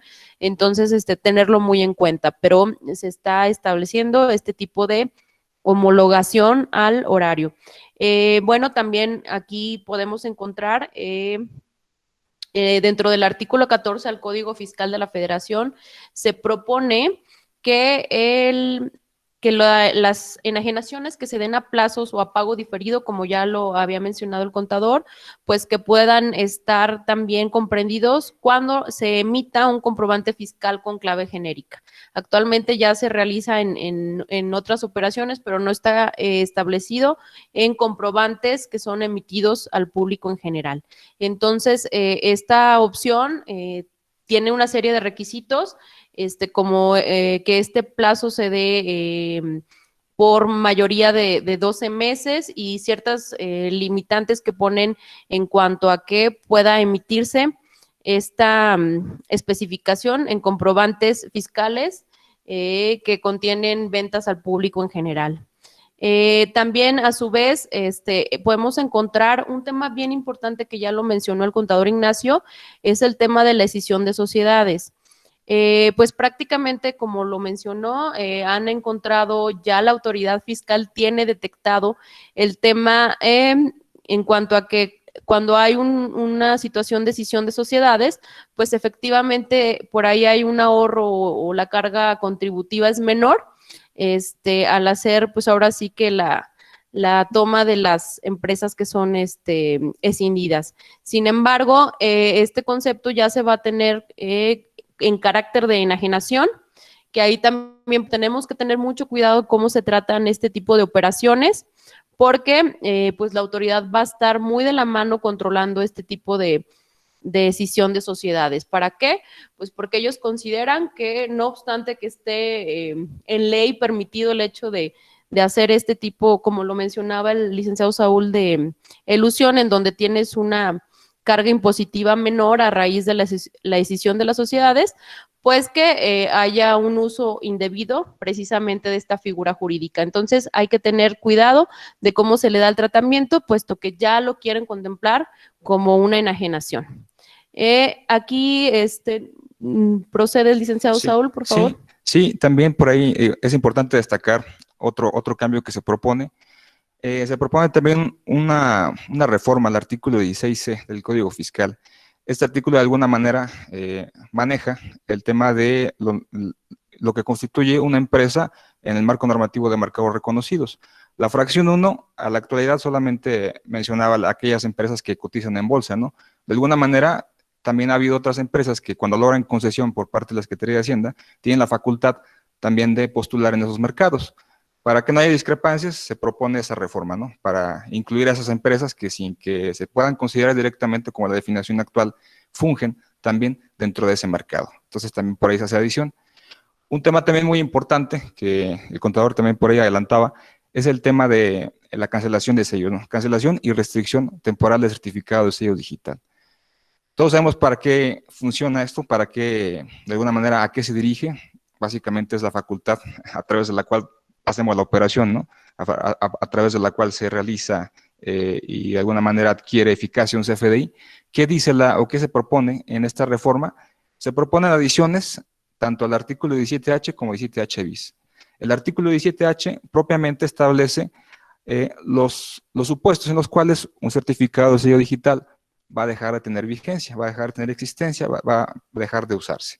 A través de varios supuestos, en las fracciones se establece los más lógicos, ¿no? Como la terminación de su vigencia, de alguna manera la separación de un contribuyente, y se está adicionando el hecho de que haya un contribuyente que sea EFO o EDO definitivo. Estos términos han sido muy populares en los últimos días, ¿no? ¿A qué se refiere cuando hablamos de un EFO? Una empresa que factura operaciones simuladas, y el EDO, aquel que aplica sus efectos fiscales relativos, ¿no? Entonces, ¿a qué se refiere esto? Indiscriminadamente, por ahí la propuesta es que dice, si administrativamente por ahí detecto que hay un contribuyente que se ubica en esos supuestos, es causal manifiesta para que yo automáticamente dé de baja ese certificado de sellos digitales, ¿no? El artículo 17H bis establece la restricción temporal. De igual manera, se insertan los mismos supuestos. Cuando la autoridad advierta que un contribuyente está en ese supuesto, podrá restringirlo temporalmente y modifica el procedimiento. Anteriormente, por ahí, los tiempos eran un poco apremiantes. Me parece que manejaban un plazo de 10 días. Se está ampliando a 45. La garantía de esta propuesta es el hecho de que el fisco ahora dice, detecto que dentro de esas figuras y las demás que están contempladas en ese artículo, estás incurriendo en esa responsabilidad, te lo restringo y me comprometo a que el día en que tú me aclares o ocurres a presentar el procedimiento de aclaración, al día siguiente te levanto el certificado. Tienes tus 45 días, sin embargo, yo me comprometo a hacer eso. Básicamente, pues obvio que es una especie de trampa, ¿no? No imagino un contribuyente que pueda determinar una defensa correcta en un día, porque pues obvio que está la premura, ¿no? Del hecho de reactivar su operación ante un supuesto de estos. Entonces, pues es un arma de doble filo, ¿no? Que por ahí pone el fisco. Se compromete que una vez que presentes tu aclaración, dentro de los 10 días siguientes, va a emitir su resolución que en derecho corresponda, ¿no? Para efecto de definir si se restringe definitivamente, es decir, si queda sin efectos o logras la actualización y por lo tanto conservas tu certificado de sello digital en ese sentido. También por ahí tenemos el tema de que la autoridad está manejando de alguna manera una especie de difusión Esto con apoyo precisamente en los ejes rectores que veníamos platicando. ¿A qué se refiere? A que quiere fomentar el hecho de la participación voluntaria, ¿no? Del correcto cumplimiento de obligaciones fiscales por parte de la autoridad. Aquí, licenciada, si me quieres apoyar. Sí, bueno, aquí, como comenta el licenciado Saúl, prácticamente una de las cambios en cuanto a la habilitación del buzón tributario es precisamente y mantener los medios de comunicación activos del contribuyente, es precisamente eso. Aquí lo que sucede es que quieren tener información y sobre todo también difundir información tributaria. No les sorprenda, como comentaba el contador Ignacio, que les llegue un correo, a lo mejor nos asustamos por alguna obligación que tengamos pendiente, sin embargo, van a hacer uso de este envío de correos y de información para mantener información importante al alcance de los contribuyentes. En este escenario, pues no sabemos estos espacios de difusión, cuáles son las determinadas consideraciones que van a tomar para hacer uso de los mismos. Sin embargo, bueno, quieren mantener ya un conocimiento o un contacto más directo con el cliente para que conozca todas las consecuencias y obligaciones o beneficios, en su caso, que tiene en materia tributaria. Aquí hay que considerar que, bueno, prácticamente todo uso o despliegue de herramientas tecnológicas, pues es precisamente eso, mantener un contacto directo con el contribuyente y efectivamente, pues ahora sí que no hay excusa ni escondernos, ni hacer que siempre no estoy localizable en mi domicilio fiscal o en los medios de comunicación que debemos de tener habilitados para tal efecto. Sin embargo, bueno, se propone hacer una difusión de información tributaria. En este escenario también, y va de la mano el uso de nuestra fiel. Aquí se propone un cambio en el artículo 17F del Código Fiscal de la Federación, en donde, como ya anticipó el contador, tendrán que realizar una verificación de identidad, inclusive para aquellas personas que aperturan o están utilizando la fiel, ya sea de personas morales o bien directamente como persona física. Aquí, pues prácticamente estamos ante una autoridad que quiere tener pues absolutamente todos los datos del contribuyente a la mano, inclusive o incluyendo estos datos biométricos que hacía mención el contador Ignacio. Entonces, pues bueno, prácticamente el SAT va a tener ya toda nuestra información para autenticar las personas o la persona que está haciendo uso o la apertura de solicitud de cualquier fiel. En caso dado de las personas morales, sobre todo hay que tener mucho cuidado porque esta información se va a tener que estar actualizando y el SAT va a poder delimitar estos casos pues para verificar efectivamente la personalidad de quien represente a la persona moral. Entonces es muy importante tenerlo en consideración porque, bueno, pues ya los va a tener muy bien localizados y esto pues va de la mano sobre todo para evitar cuestión de testaferros o personas prestanombres que nada más utilicen provisionalmente estos espacios pues para aperturar las fieles ante la autoridad y después pues ni siquiera tienen uso o alcance de esas firmas electrónicas, ¿no? Entonces es importante que lo tengamos en cuenta. En este espacio también hay otro cambio importante que se viene en el artículo 26 del Código Fiscal de la Federación que nos habla de la responsabilidad solidaria. Como bien comentó el contador Ignacio, ahorita ya también la autoridad y en este caso los legisladores en ese espacio están haciendo mucho hincapié a los residentes en México que tienen operaciones provenientes del extranjero. Aquí, cuando tienen establecimiento permanente, pues podrán considerar a estos propios proveedores nacionales o concesionarios pues, como responsables solidarios de las contribuciones que tengan establecidas estos residentes. Entonces hay que tenerlo muy en consideración porque esta responsabilidad solidaria pues también efectivamente va de la mano para hacerla valer y que la autoridad tengan al alcance pues además de las empresas que estén operando en México, también a aquellos concesionarios que estén utilizando estos servicios, ¿no? Como lo mencionó el contador Ignacio. No sé si gustes complementar, licenciado Saúl, en Sí. ese aspecto. Sí, sí, también, digo, me gustaría también destacar en el tema de devolución de saldos a favor, por ahí también hacemos unos comentarios al respecto. El tema aquí importante, que creo que sí va a ser motivo de estudio, si la reforma pasa como tal, es que se prepondera el hecho de que, bueno, sabemos cómo es la mecánica del artículo 22, ¿no?, del Código Fiscal. Por ahí se está proponiendo el hecho de que si nosotros solicitamos de alguna manera la devolución de impuestos, sin embargo, nuestro domicilio estando localizado, va a ser un hecho manifiesto para tenerla por no presentada. No es el único cambio que se propone, también de ahí se inserta el hecho de que, pues, una vez que se haga esta propuesta, para efecto de alguna manera inyectar este supuesto para que se tenga por no presentada, los plazos también se van a modificar. Como sabemos, por lo regular, cuando se solicita una devolución y el monto de alguna manera es atractivo, se despliegan las facultades de comprobación, ¿no? La autoridad o te puede compulsar o te puede iniciar una facultad directa. Los plazos aquí eran un poco cortos, tenían 10 días básicamente una vez concluida la facultad para que te emitieran resolución y resolvieran si era procedente o no. Ahora se está ampliando a 20 días para efecto de que se pueda dilucidar si procede o no la devolución. Aquí siento que es un poco preocupante porque yo conozco contribuyentes, he visto empresas que tienen años operando y la autoridad nunca ha hecho la verificación domiciliaria. Entonces, a lo mejor si por ahí, si bien no estamos como no localizables, el domicilio puede aparecer como no verificado. Entonces, imagínense si una empresa pues ya tiene tiempo operando y de alguna manera pide una devolución, pero esta condicionante con una interpretación restrictiva y con el avance de esta propuesta se configura tal cual, sabemos que la aplicación en materia administrativa de la norma es exacta, pudiera dar parte para efecto de que se pudiera por desistida la solicitud, ¿no? Porque pues no cumple con el parámetro de estar localizable. Entonces, de ahí que, como bien comentaba el contador, más valdría prevenir y de alguna manera a inicio de ejercicio fiscal, viendo si avanza esta propuesta, pues ir preparando nuestra verificación domiciliaria, ¿no? Pero de alguna manera tener acreditado ese supuesto, y más si somos empresas que exportamos y que nos dedicamos al comercio exterior, pues también ahí tengan un tema seguro en lo relativo al retorno de sus impuestos, ¿no? Porque pues de esto va mucho su operación.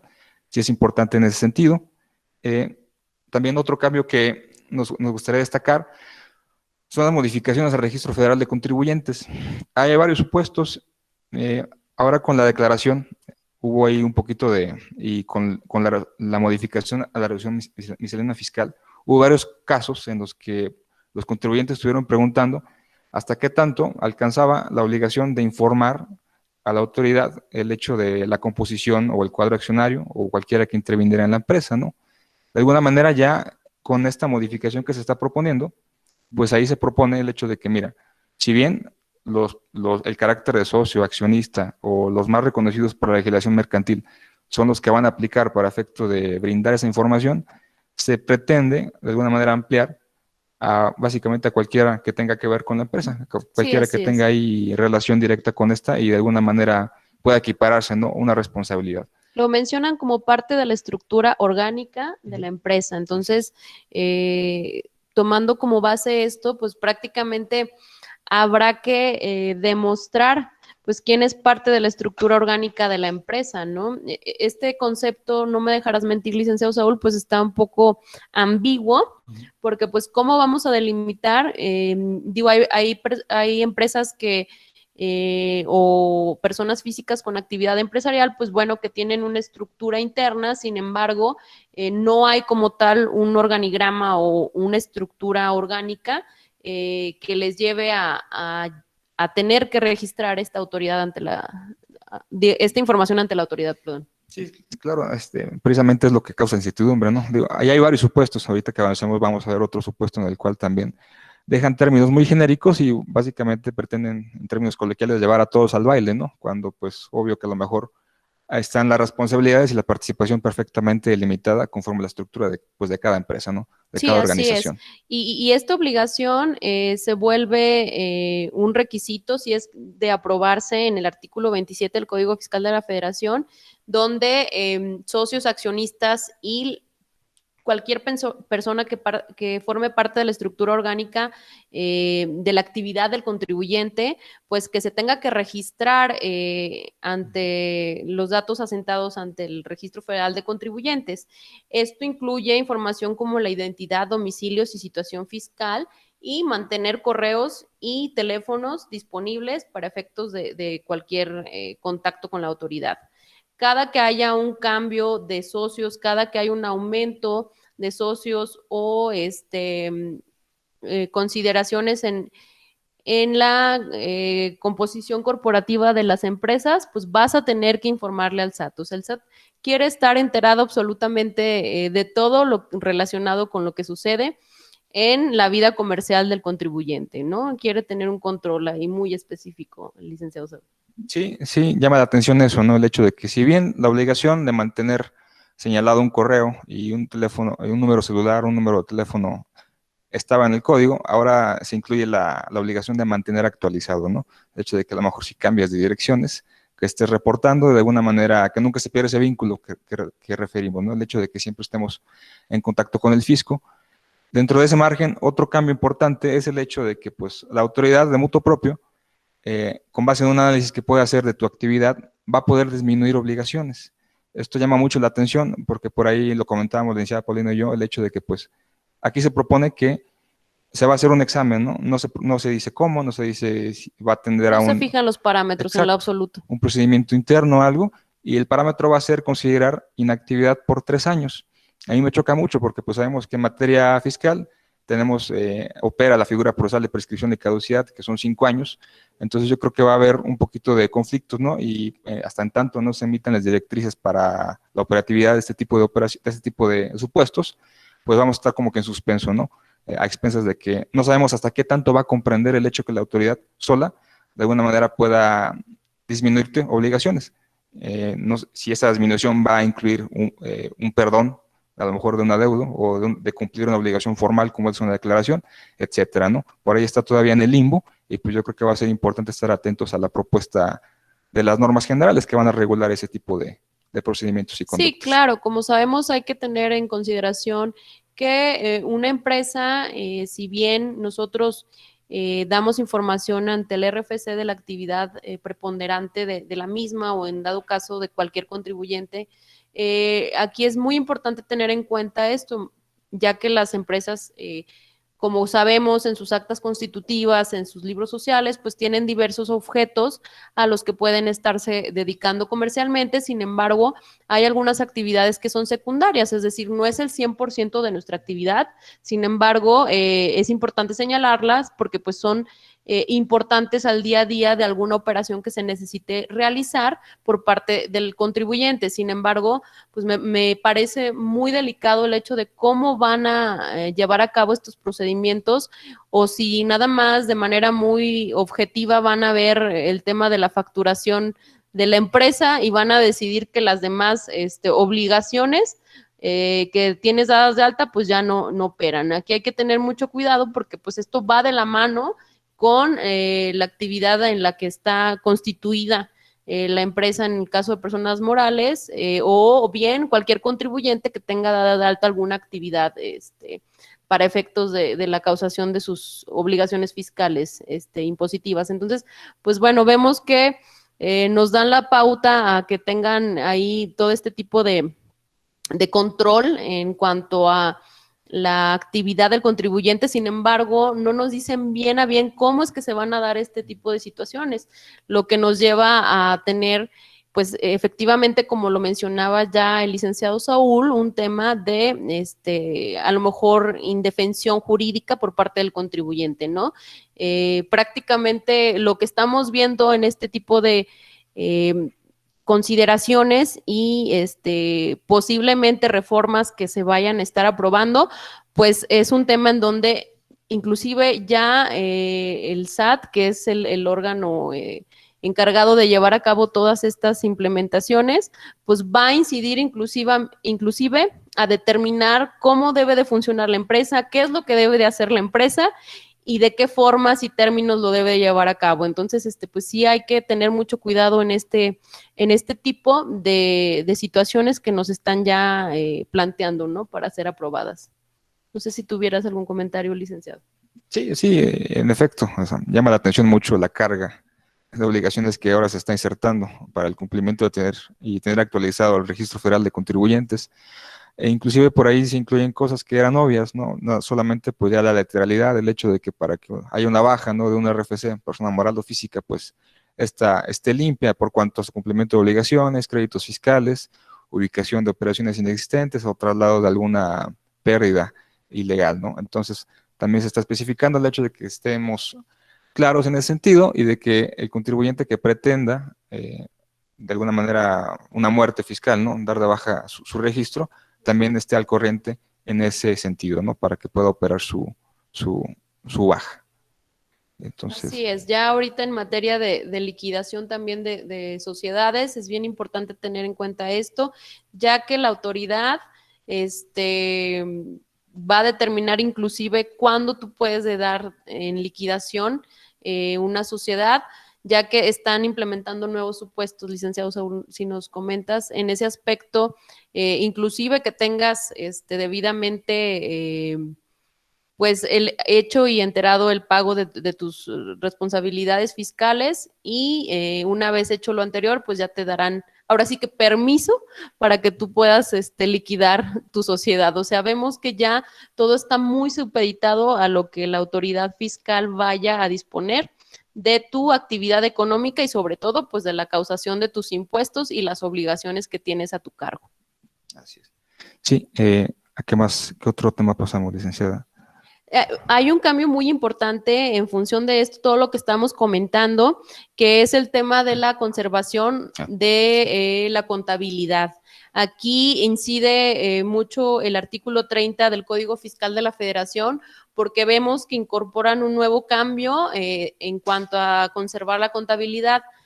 Actualmente la conservación de la contabilidad está supeditada, como lo menciona el licenciado Saúl, a los plazos que tiene la autoridad fiscal para hacer una revisión, que en dado caso es de 5 años, en algunos otros casos, dependiendo de la situación, se duplica a 10 años, sin embargo, pues el código ya lo tiene delimitado. Ahora lo que pretenden hacer con estos cambios es que la contabilidad dure todo el tiempo en que subsista la sociedad. Entonces, prácticamente si de aprobarse este cambio o esta reforma, si tu sociedad dura 25, 30 años, pues vas a tener que tener muy bien guardadita tu contabilidad, que no se destruya en tus medios electrónicos o demás información que debas de estar conservando, porque la autoridad quiere que sea por todo el tiempo en que subsista la sociedad. Entonces, imagínense una sociedad ya de renombre, de mucha antigüedad, que aplique este cambio, pues vamos a tener que yo no sé qué va a pasar ahí, va a fallecer los socios y accionistas y la sociedad va a tener que tener todavía la contabilidad a disposición de la autoridad fiscal. Hay que tener muy en cuenta toda esta información porque esto, como vemos, se contrapone con los plazos de caducidad para que nos requieran la propia autoridad, la propia contabilidad con el tema de facultades de comprobación, con el tema de la caducidad, como les mencionaba, ahorita ya está limitada a 10 años en ese aspecto, en ciertos supuestos, pero la generalidad son 5 años. Entonces, vamos a tener ahí esa controversia interesante en cómo se va a interpretar esta solicitud de información y en qué casos aplica, ¿no? Porque, pues, en las facultades de comprobación nos está mencionando este cambio que también va a ser aplicable a cualquier contrato, convenio que trate de doble tributación, de aquellos contribuyentes que tengan actividades en diferentes países y que México tenga suscrito estos tratados para evitar la doble tributación.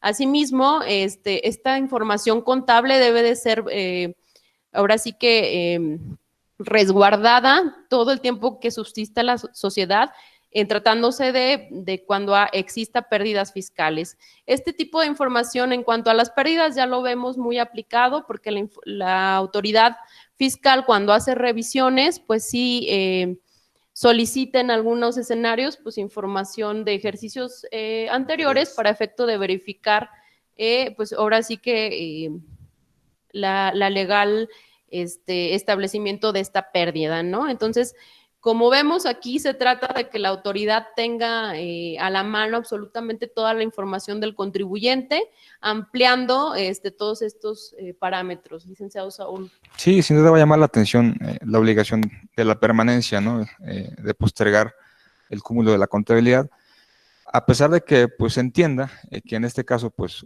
cuando hablamos de pérdidas fiscales, pues sabemos que de alguna manera esa figura, si bien es pasada, se encuentra perjudicando y materializándose en ejercicios posteriores. De alguna manera a lo mejor en ese supuesto es comprensible, sin embargo, pues podemos llegar al exceso de que no haya límite, ¿no? Para la autoridad. Y como bien sabemos, pues cuando una facultad de comprobación se inicia, es obligación de la autoridad delimitar el objeto y alcance, ¿no? De esa revisión. Entonces, ha habido muchos criterios encontrados que dicen que pues en el ejercicio de una facultad, de una revisión, la autoridad tiene la potestad de allegarse toda la información que pueda, que esté necesitando para efecto de advertir la realidad fiscal del contribuyente.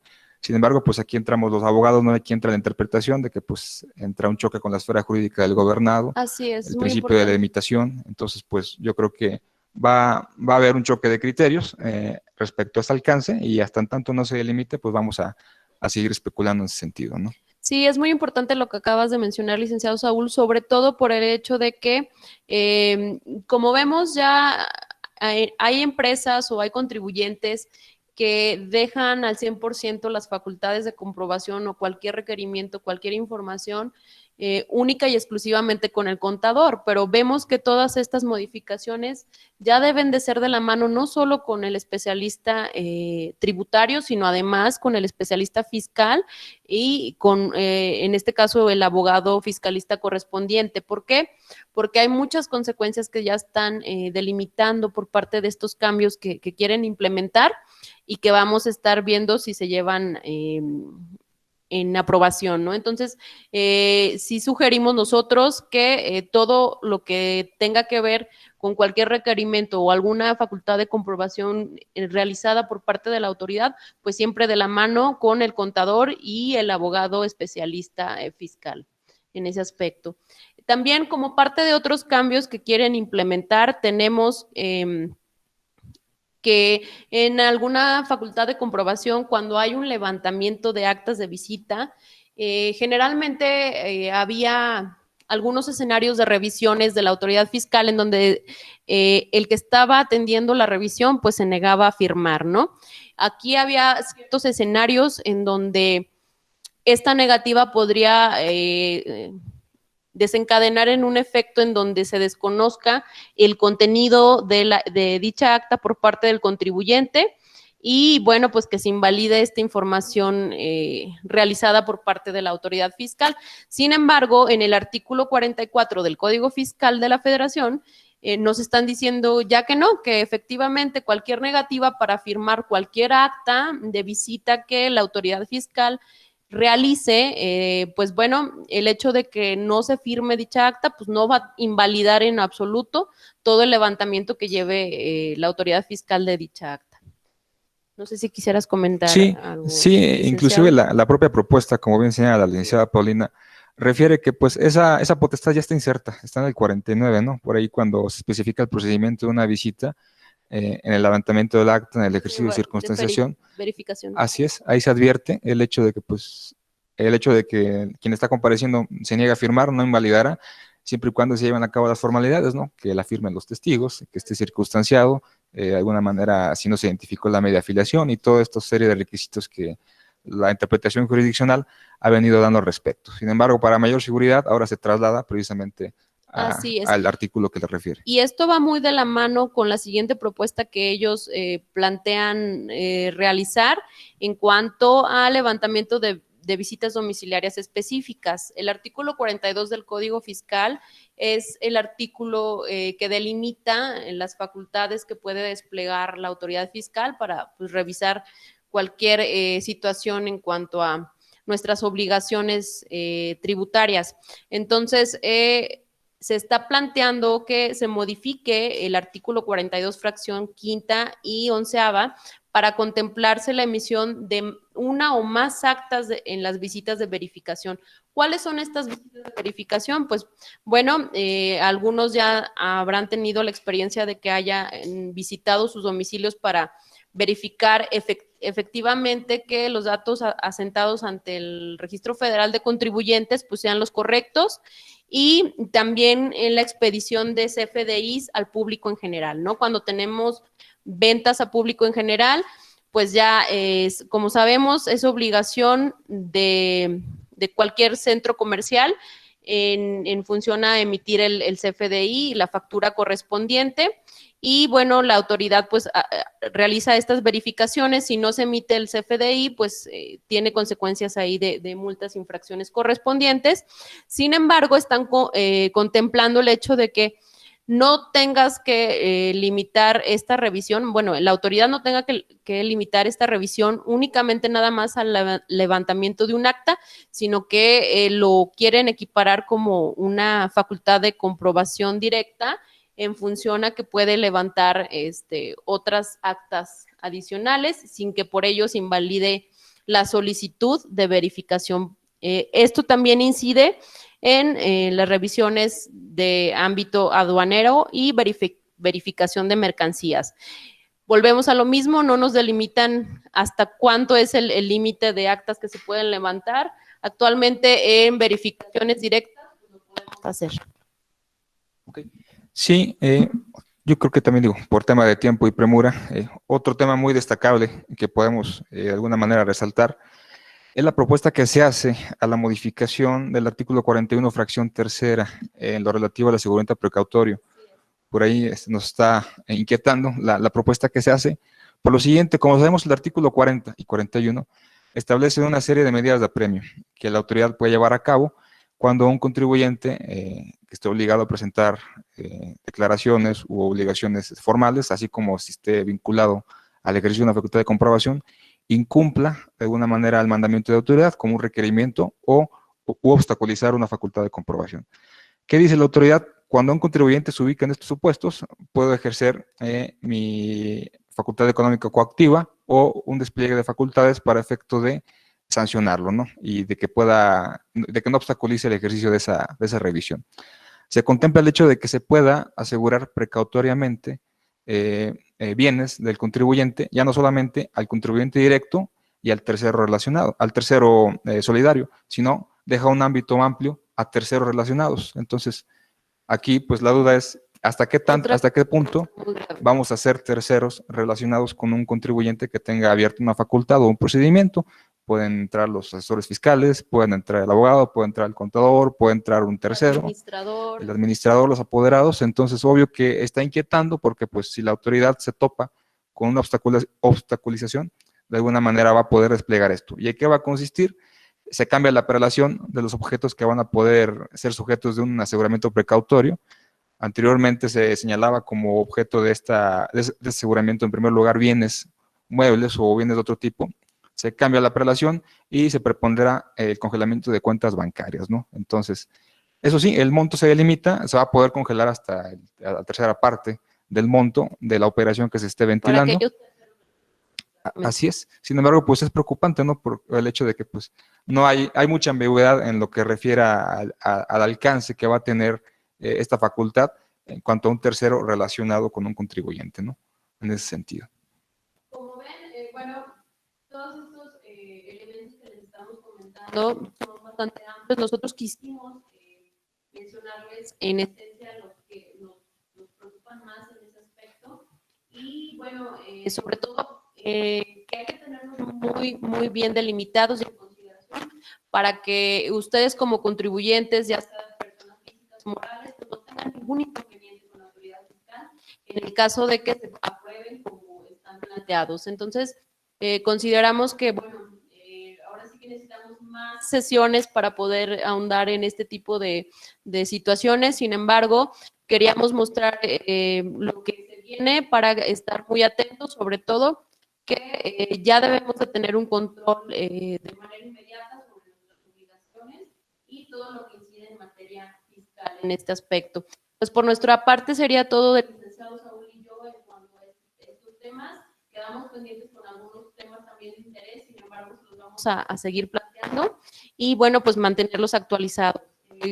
Contador Ignacio, si quisiera hacer algún comentario. No, pues nada más tomar en consideración que, como dijimos en un principio, este es un proyecto que está trabajándose en el Congreso de la Unión, que una vez que fuera aprobado y publicado, pues todavía hay que esperar reglas, porque muchas de estas disposiciones siempre nos dicen que tenemos que atender las reglas de carácter general, lo que conocemos siempre como la resolución miscelánea fiscal, ¿no? La miscelánea fiscal para el próximo año, si bien nos va, siempre la publican el 28 de diciembre, entonces probablemente el 28 de diciembre ya conozcamos la miscelánea fiscal para el siguiente año, siempre y cuando esté aprobado todo el paquete económico, porque pues también depende de que se publique el paquete económico para que se publique también la miscelánea fiscal y nos empiecen a dar las reglas de cómo va a ser el comportamiento de estas disposiciones fiscales. Pues prácticamente es la recomendación. No queremos que ahorita empiecen a tomar en consideración que ya todo esto está aprobado, es un proyecto, hay que esperar a que se haga todo el trabajo legislativo y una vez que concluya, con todo gusto también nosotros les haremos los comentarios correspondientes. Gracias también de mi parte.